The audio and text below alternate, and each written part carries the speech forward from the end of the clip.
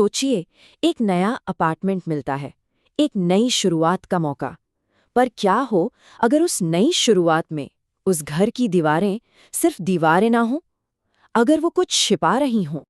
जब मकान मालिक ने चाबियां दी तो उसने बस यूं ही कह दिया था, देखिए बिल्डिंग पुरानी है तो थोड़ी बहुत आवाजें आ सकती हैं।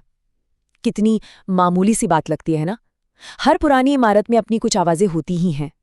पर ये बस एक चेतावनी थी, एक भयानक सच की तरफ पहला इशारा। पहली ही रात को कुछ खटका। घर के नक्शे के हिसाब से सब ठीक था, एक लिविंग रूम, किचन, एक बेडरूम, एक बाथरूम। लेकिन हॉलवे में दरवाजे 3 थे, एक बाथरूम का, एक बेडरूम का, और ये तीसरा दरवाजा कहाँ से आया? इसका तो कोई जिक्र ही नहीं था। और ये कोई आम दरवाजा नहीं था, बिल्कुल पतला सा, और इसे पेंट करके दीवार में ऐसे मिला दिया गया था जैसे कोई चाहता ही ना हो कि ये कभी खुले। हैंडल भी नहीं था। उस वक्त तो लगा कि शायद कोई पुराना बंद किया हुआ स्टोर रूम होगा। इसे नज़रअंदाज कर दिया। और यही सबसे बड़ी गलती थी। सब कुछ ठीक चल रहा था। पहली रात निकल गई, फिर दूसरी रात आई, और उसी रात सब कुछ बदल गया। देर रात एक आवाज आई, खट।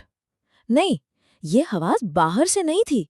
ये तो दीवार के अंदर से आ रही थी, ठीक उसी बंद दरवाजे के पीछे से। बस 3 धीमी, बहुत धीमी दस्तकें। सोचिए उस वक्त कैसा लगा होगा। टीवी चल रहा है, कमरे में अंधेरा है, और अचानक से दिल धड़कना बंद हो जाता है, सब कुछ शांत। और फिर खट खट। ये कोई मजाक नहीं था।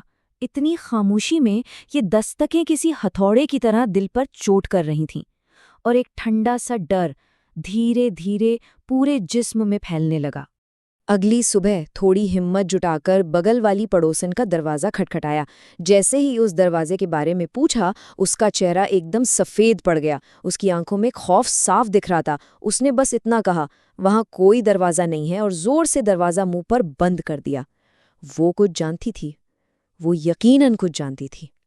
उस रात दस्तकें नहीं हुई, नहीं, इस बार कुछ और था, कुछ ज्यादा भयानक।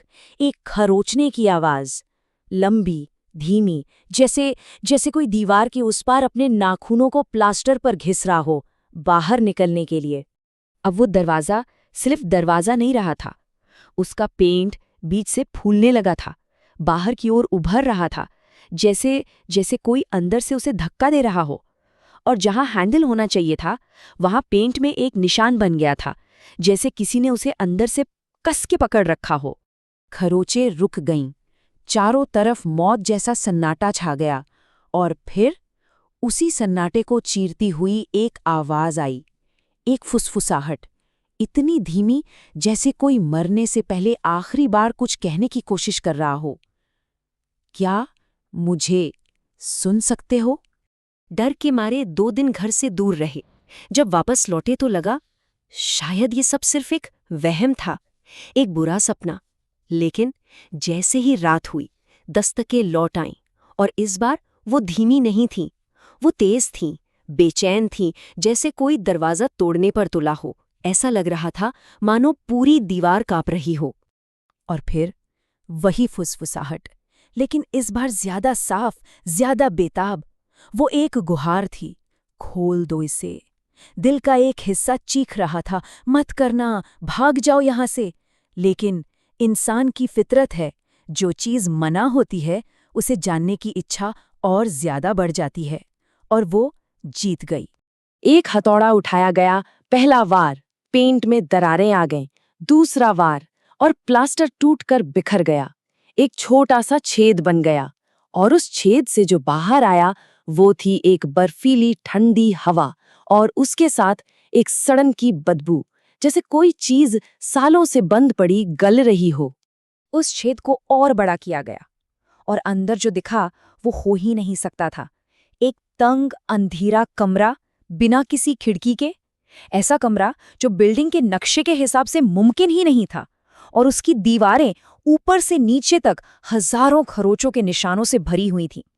और कमरे के सबसे अंधेरे कोने में कुछ था, कुछ जो हिल रहा था। और तभी वो आवाज फिर आई, लेकिन इस बार वो दीवार के पीछे से नहीं थी, वो ठीक कान के पास से आई थी।